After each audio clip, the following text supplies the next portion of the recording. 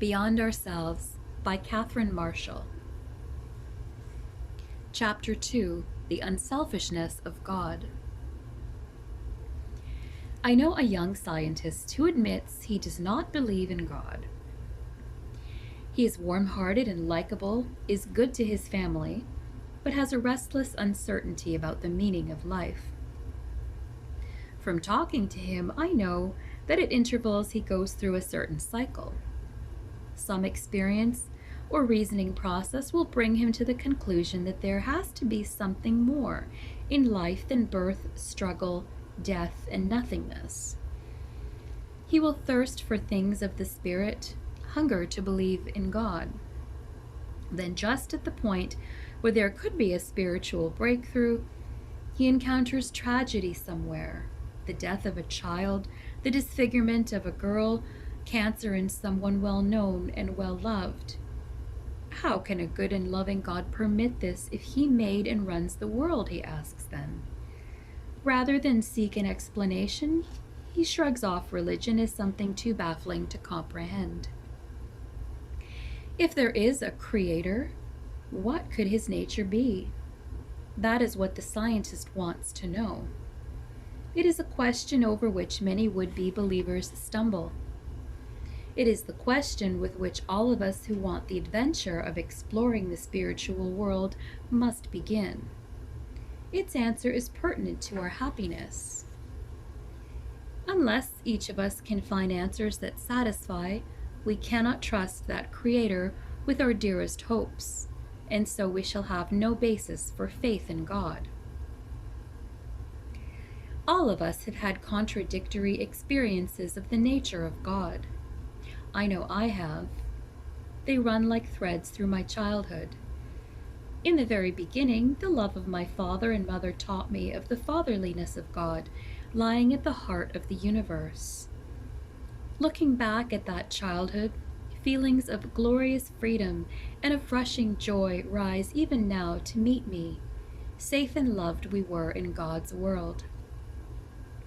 My brother Bob and sister Emmy and I used to roam the woods and mountains that surrounded our small West Virginia town. We waded mountain streams to pick mint and watercress and violets on far banks. We skipped smooth stones across the water, dared one another to run across swinging bridges. There is the memory of struggling up a mountainside, gulping deep draughts of the cool air.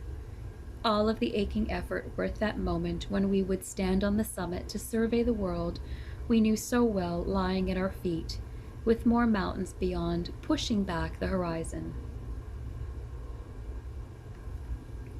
There was the exhilaration of lying on our stomachs, coasting down long, snow-packed hills in the winter, skimming down the same hills on our bicycles in the summer, the wind in our faces. There was the way we would stand and pump in our swings.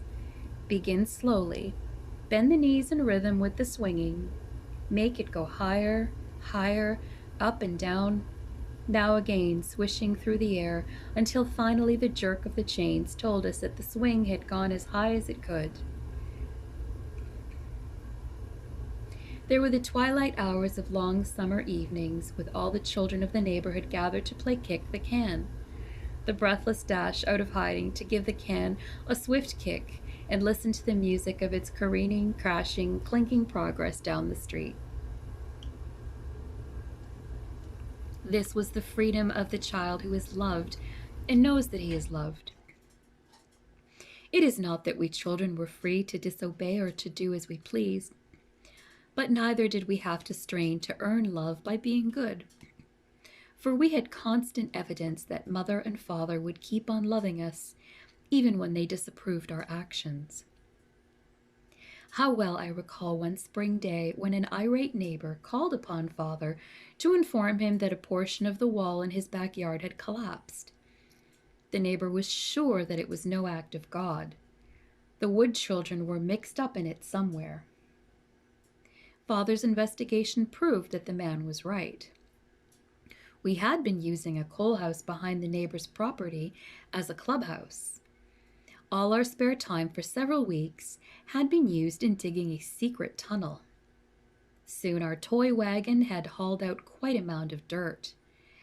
As a result, the tunnel which had been dug underneath the coal house had veered too close to the neighbor's stone wall. At such times, the parental temper could flare. Em and I, being girls, knew better than Bob how to placate the one weakness of fathers. What usually developed was a highly dramatic scene with Bob and Father in the leading roles, Em and I standing by, trying to give Bob support. "You know perfectly well," Father would begin in that strong, booming voice he had developed in seminary, "that you had no business doing all that digging in someone else's yard. The mere fact that you kept it a secret proves that—" Already Bob was in tears, his cowlick jerking. "But we had to keep it a secret. All three of us had signed a pledge in blood." "In what?" "I don't care what you signed the pledge in. I have warned you over and over." By now, Em was behind Mother's back, signaling to Bob. All of us were a captive audience for Father's eloquent oration. Like his well-organized sermons, the oration had several clear points. First, a reminder of previous warnings. Second, our total lack of respect for parental authority. Third, the uncertain destiny of the younger generation. Fourth, the futility of trying to raise good, obedient children. Fifth, this time was the last straw. By the time the rising crescendo of the fifth point had been reached, Mother was saying, "Please, John, lower your voice. Must we tell all the neighbors?" Father's mien was that of a wounded lion. "Leonora, it so happens that in this case the neighbors already know only too well." Then, with a giant stride, the great man would storm out of the back door, decisively snap a small switch off the privet hedge, re-slam the back door, and stalk back in. This was the cue for Bob to increase the anguish of his wails. "I'm sorry, Dad. I'll never do it again. Never, never." And for me to try to make myself heard. Father, Bob wasn't the only one, Em and I. And for Em then to burst into tears. "Don't switch, Bob, Dad. I dug the tunnel too." But after the tempest had subsided and peace was restored, it was Father who patiently helped us rebuild the stone wall. Through his lecture and even the punishment that followed, his love, which was God's love to us then, shone through. Thus, even in our wrongdoing, we discovered that our Father and Mother would always be beside us in the midst of trouble, still loving us.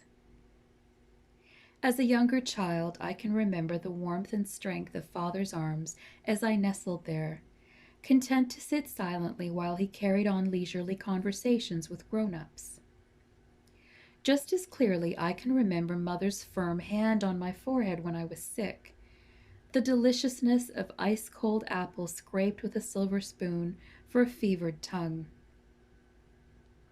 The stories she read aloud during the bouts with the measles or chicken pox. I learned early that stories were experiences, entrancing lands to which the gates were always invitingly open. In the same awareness of God's love at its simplest and most profound, I remember the fragrance of the first hyacinths in the spring, and of the reddish-brown blossoms of the sweet scrub. The feel of bare feet on moss under our giant oak trees. The luxuriance of the purple wisteria that made beautiful even the cold house. The way the children would bite off the tip of a honeysuckle blossom and suck out the honey. And toward the turn of the year, the smell of balsam Christmas trees, of candle wax and wood smoke.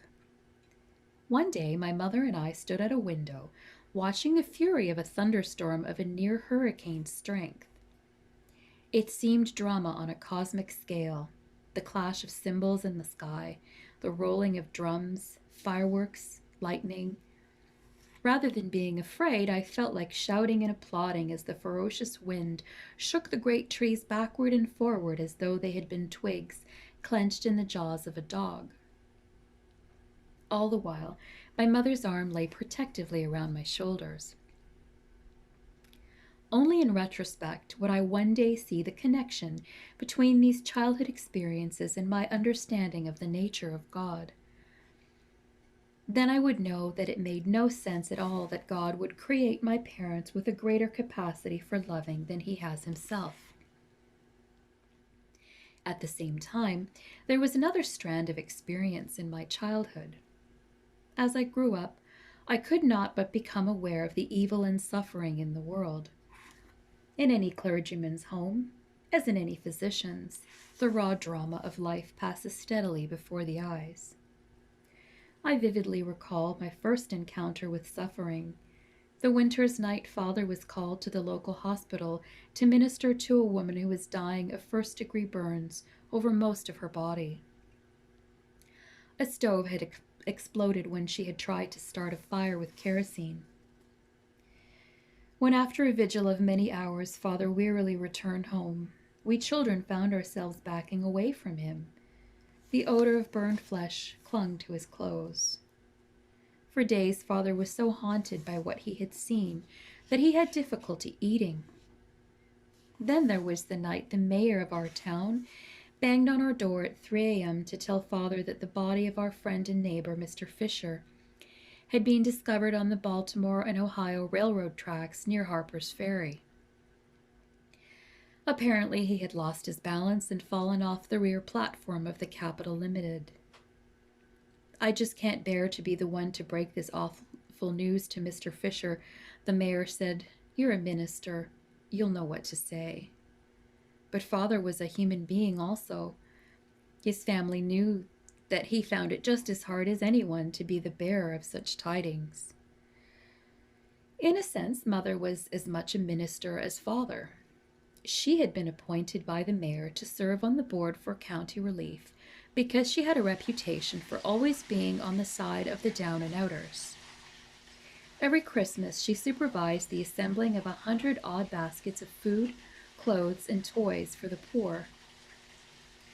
And a spot like Radical Hill, the chief slum district of our town, where most of the baskets were taken, lay heavily on her conscience.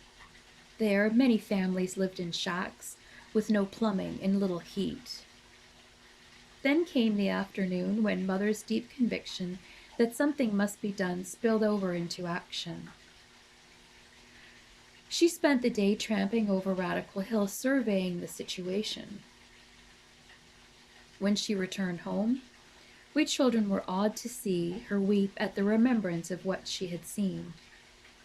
Then she gingerly stripped herself of every garment, dumped her clothes into the washing machine, took a bath, and even washed her hair.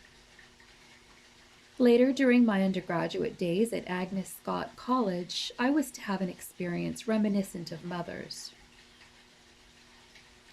A group of college men and women were asked to give an afternoon to the Syrian mission in Atlanta, Georgia. I was among the volunteers.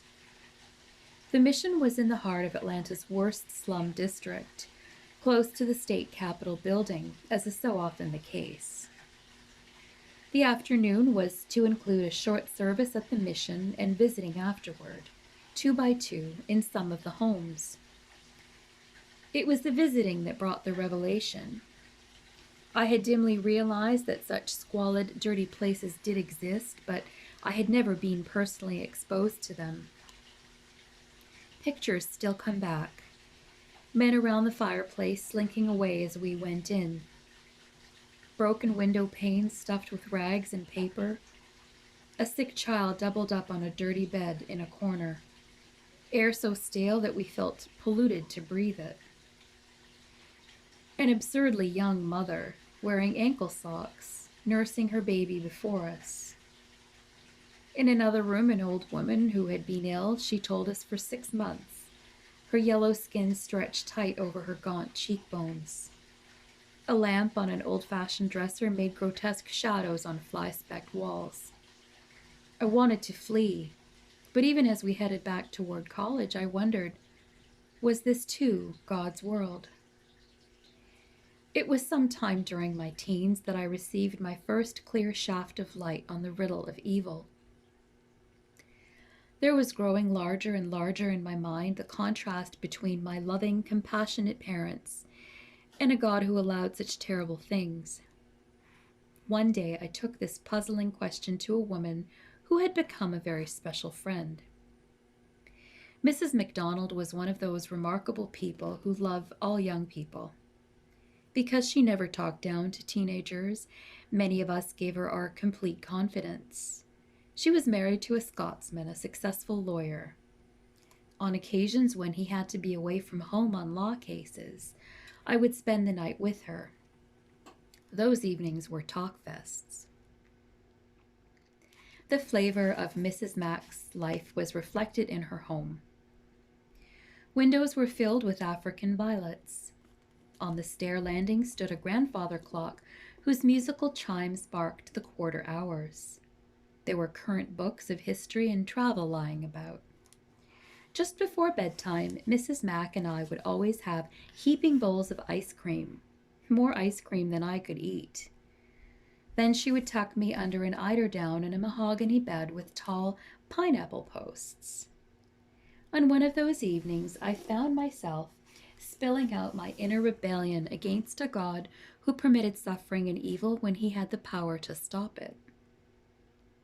"Catherine," she said thoughtfully, "you know how often I speak of Kenneth?" I nodded.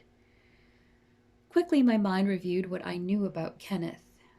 He had been the MacDonalds' only son and had died of diabetes as a teenager. It had compounded their sorrow that insulin had been discovered just a few months too late to save their boy. Here then, close at home, was an example of the kind of tragedy that made me question the love of God. "Well," my friend went on, "if I had reasoned as you suggest, I could have railed bitterly against God for allowing Kenneth's death. God has power. He could have prevented it. So why didn't he? Even now, I can't give you a complete answer to that. But I can't be bitter either, because during Kenneth's long illness, I had so many examples of God's tender father love.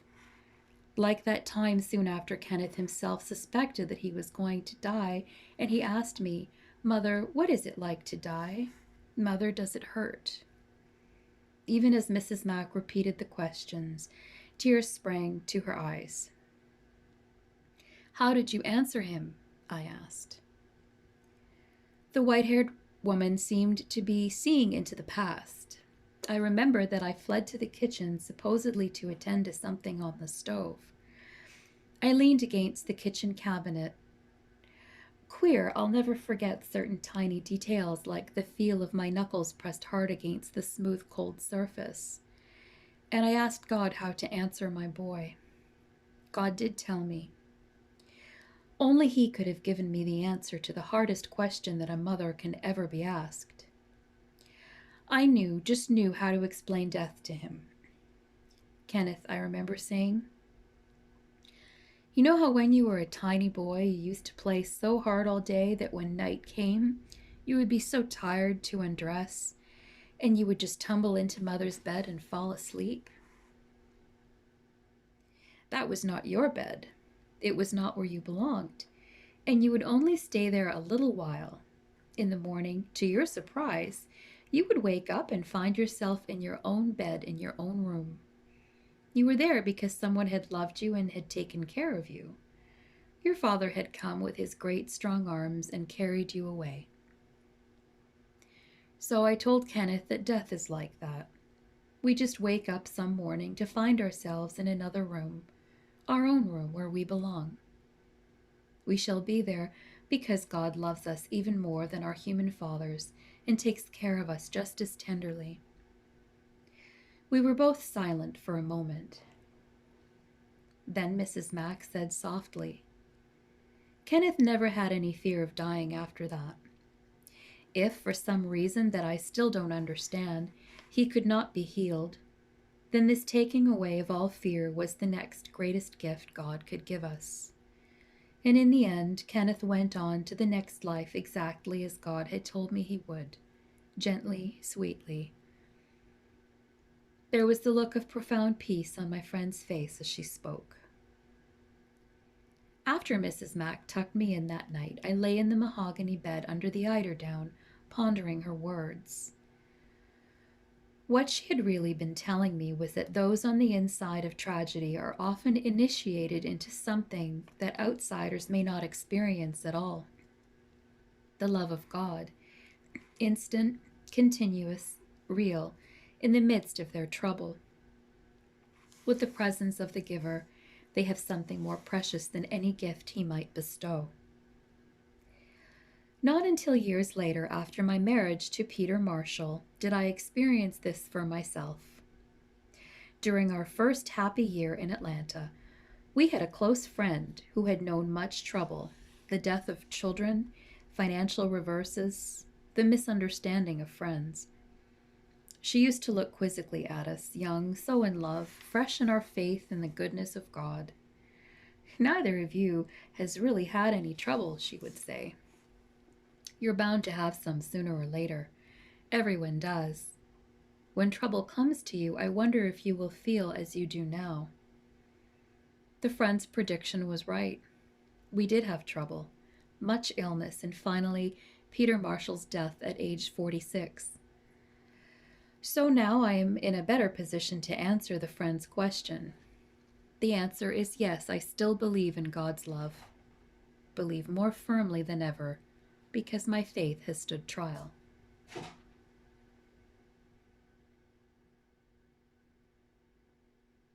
A few hours before Peter's death, I found out what the Hebrew poet meant when he wrote about the everlasting arms.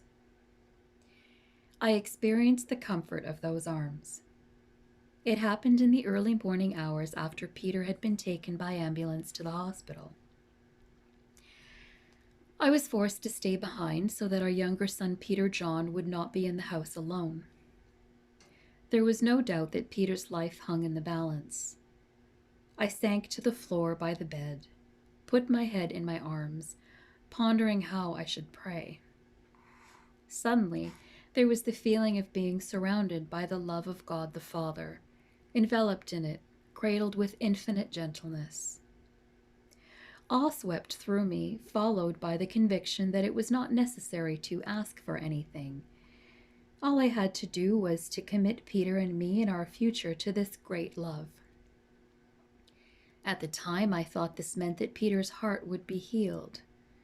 Much later, when I had trodden the long way through the valley of the shadow, I realized that God had given me this experience in the hours preceding Peter's death, so that I might have absolute assurance that he was beside Peter and me every minute, loving us, sharing Peter's glory and my grief.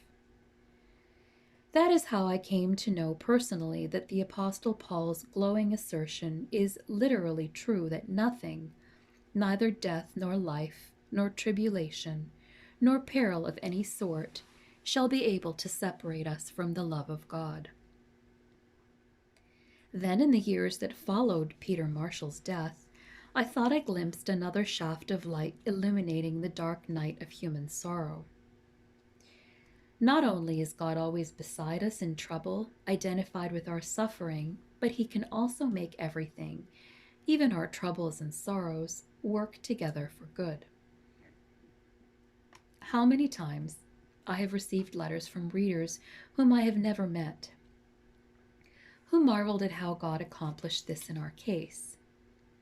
How I wish that I might have heard Dr. Marshall preach. But so far away here in New Zealand, I would never have known about him at all had it not been for a man called Peter. And now to think that he is preaching to more people than ever today. This is not to say that God willed Peter's death in order that he might bring about a widened ministry. Rather, that given his death, God could turn even that to good.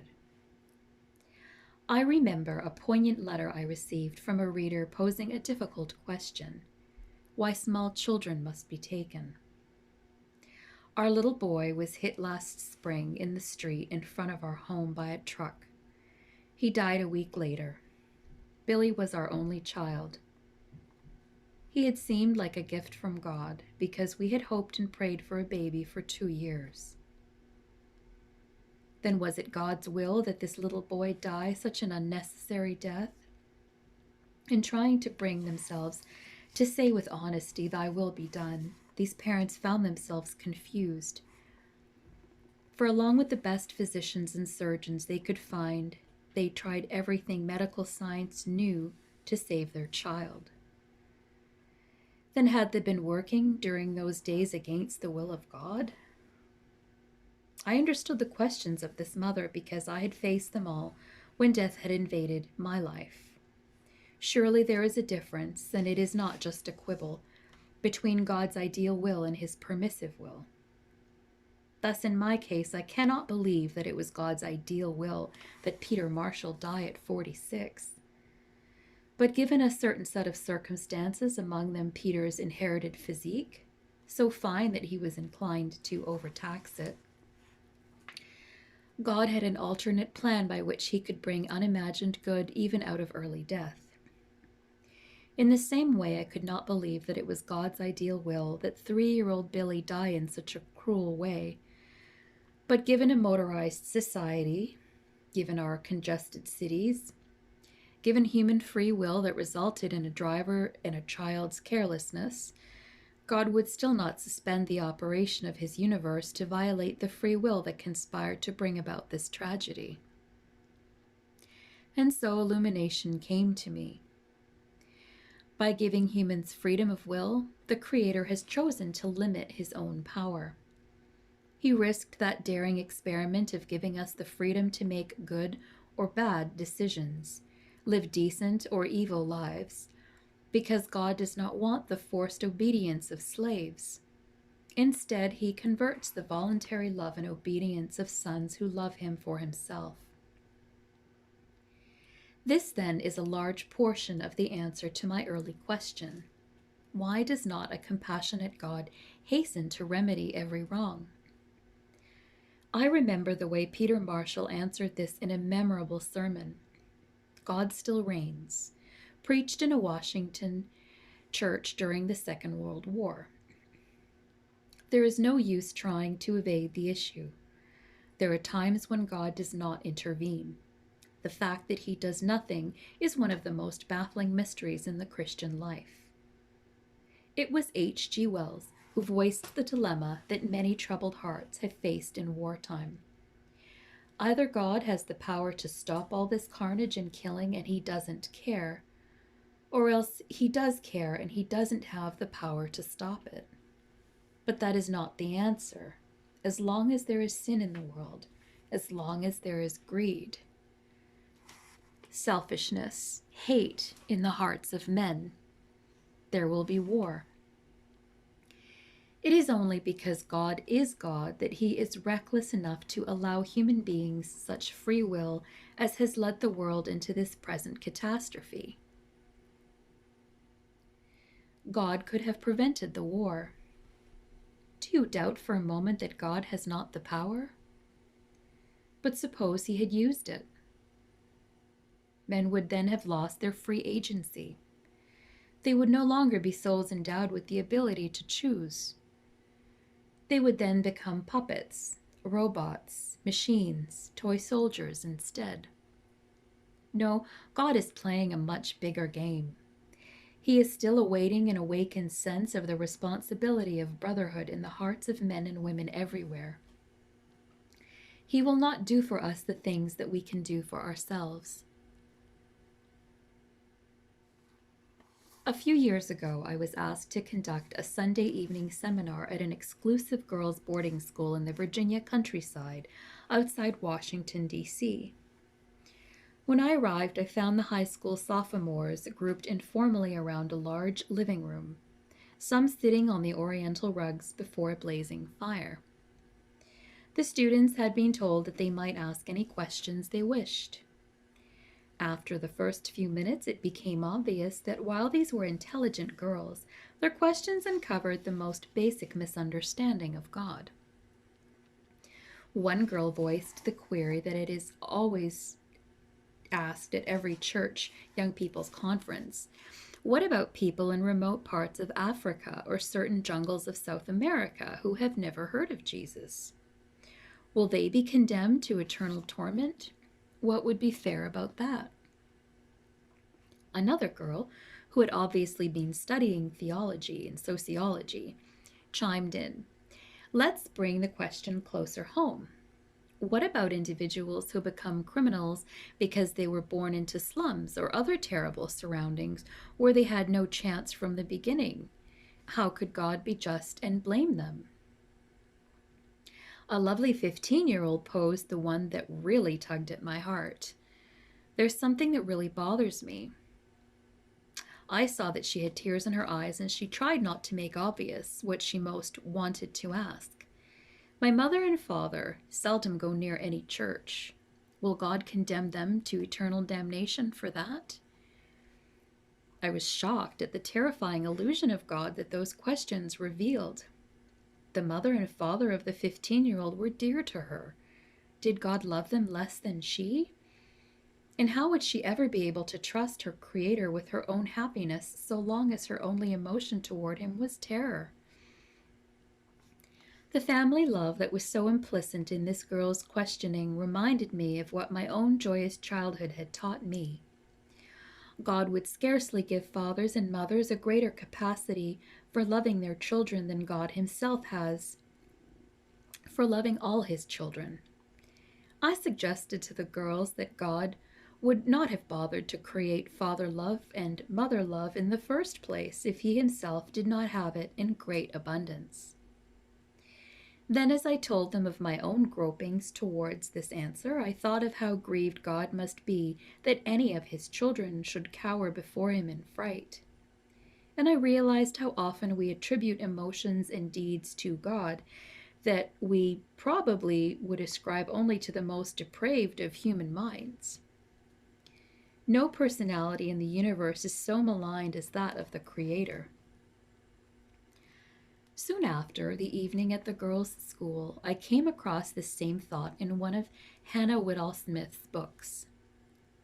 The amazing thing is that all sorts of travesties on the character of God and libels on His goodness can find a welcome entrance into Christian hearts.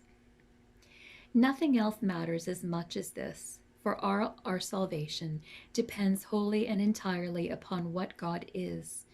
And unless He can be proved to be absolutely good and absolutely unselfish, our case is hopeless. Then Hannah Smith relates how she discovered for herself the unselfishness of God.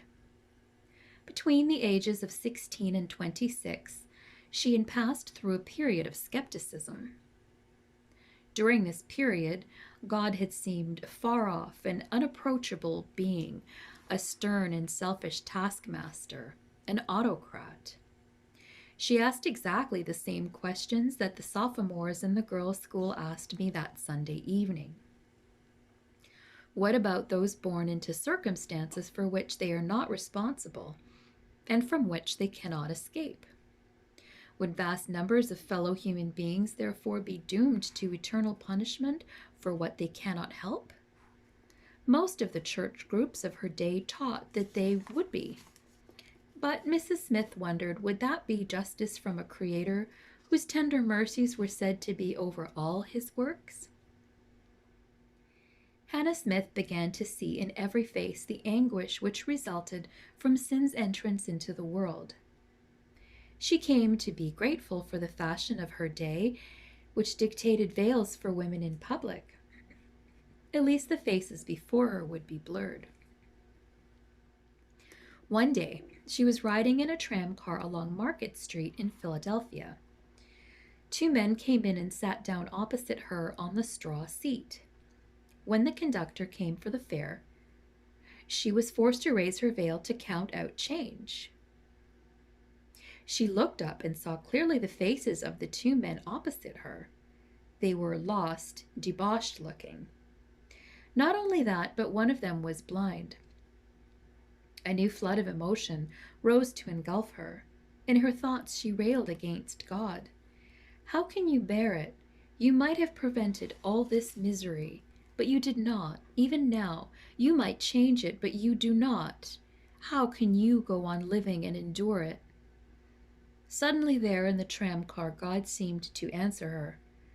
The word lost blazed with a tremendous illumination. Nothing can be lost that is not first owned. Just as a parent is compelled by civil law to be responsible for his family and property, so the Creator, by his own divine law, is compelled to take care of his children that he has created. And that means not only caring for the good children, but for the bad ones and the lost ones as well. So the word lost came to be for Mrs. Smith a term of greatest comfort. If a person is a lost sinner, it only means that he is temporarily separated from the good shepherd who owns him. The shepherd is bound by all duties of ownership to go after all those who are lost until they are found. For Hannah Smith, the question about the plight of individuals who have had little chance in life was forever answered. Who can imagine a mother ever dropping a search so long as there is the least chance of finding a lost child? Mrs. Smith wrote, "Then would God be more indifferent than a mother?" Since I had the sight of the mother heart of God, I have never been able to feel the slightest anxiety for any of his children. We can trust him.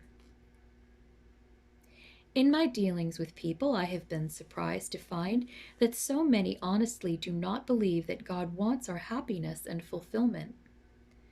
We have heard all of our lives that God is love, but we insist on spiritualizing this. Many Christians have been taught that God's love is different from ours, not the kind his creatures understand. Deeply embedded in our consciousness is the idea that God is primarily interested in our spiritual and moral rectitude, that therefore most of what he requires of us will be about as welcome as castor oil. Of course, God is concerned about our growing into mature spirits, and the God I know sometimes asks difficult things of us, it is true. But his will also includes a happiness here on earth abundant enough to float every difficulty.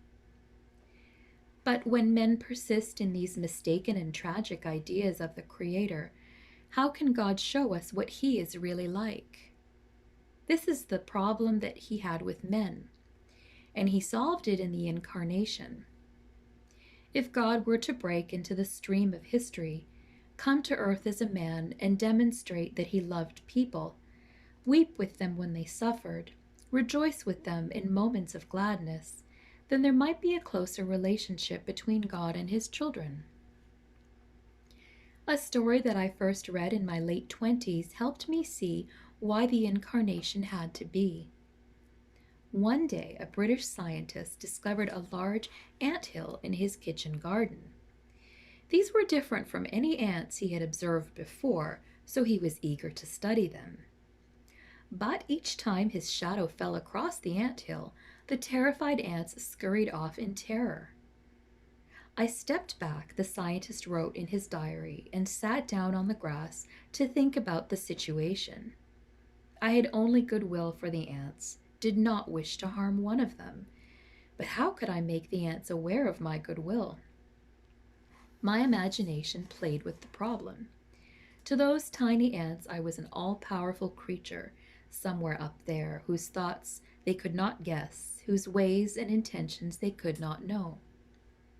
If only I could communicate, the scientist wrote, but even that wouldn't be enough. Even then, I would be a gigantic being to the ants, and they would never believe that I understood their problems.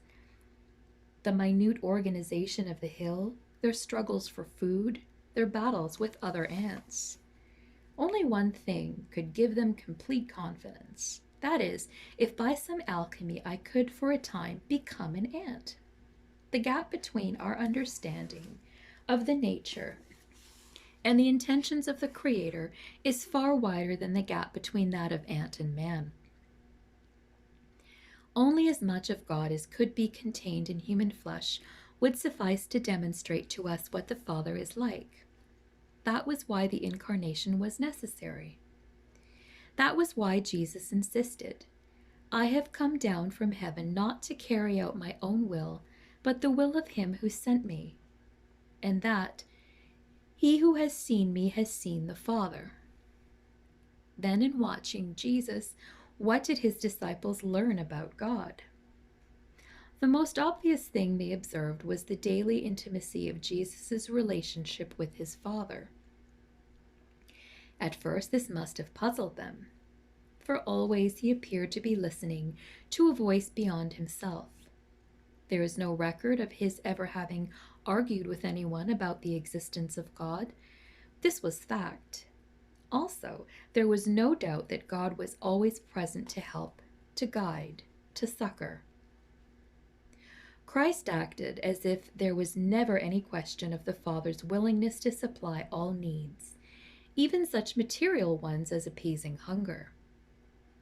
God was concerned about men's bodies along with their souls. Divine love delighted in dispelling pain, in restoring sanity, in straightening crooked limbs, and opening blind eyes, even in banishing premature death. Jesus said that in heaven there was an instant readiness to forgive and great joy over finding the lost. And are not these the things that ordinary human father love or mother love would delight in doing if it could? At every turn, Christ himself made the comparison between human families and the fatherhood of God. There is the unforgettable story of the universal Father dealing with the prodigal son. And in the Sermon on the Mount, Jesus asked, "Why, which of you, when asked by his son for a loaf, will hand him a stone? Or if he asks for a fish, why will you hand him a serpent? Well, if for all your evil you know to give your children what is good, how much more will your Father in heaven give good to those who ask him?"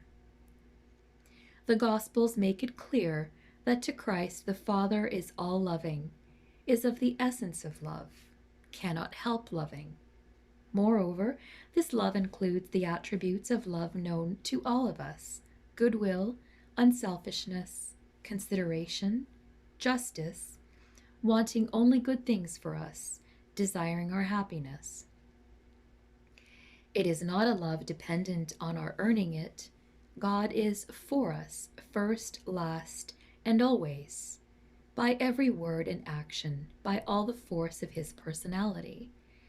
Christ sought to tell us that the Father is always nearer, mightier, freer to help us than we can imagine. There were those who said that any man who held such ideas must be mad. But the disciples who tramped the dusty roads with Jesus day after day, who witnessed his decisiveness in dealing with people, his fearlessness of criticism, his sense of the sacredness of human personality, the realism with which he faced evil, knew that this one was not mad. Indeed, he was more beautifully sane than anyone they had ever known.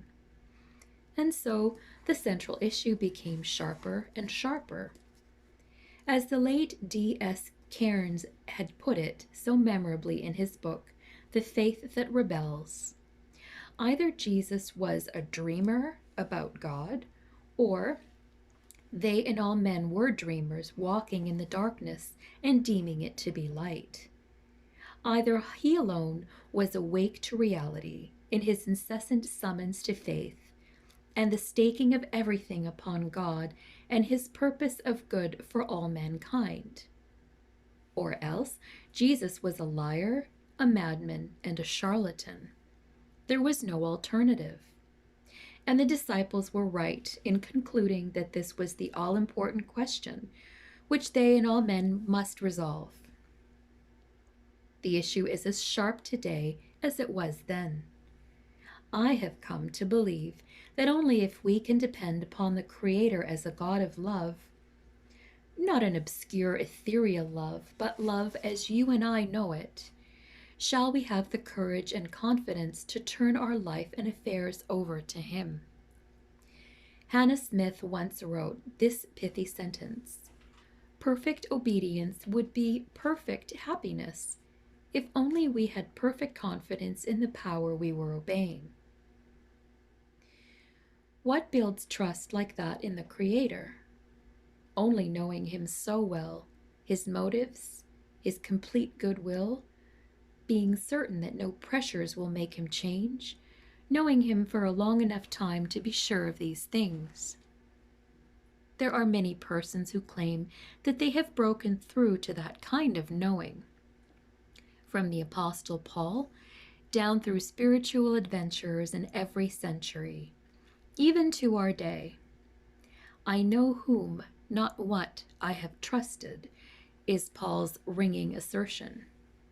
"And I am certain that he is able to keep what I have put into his hands."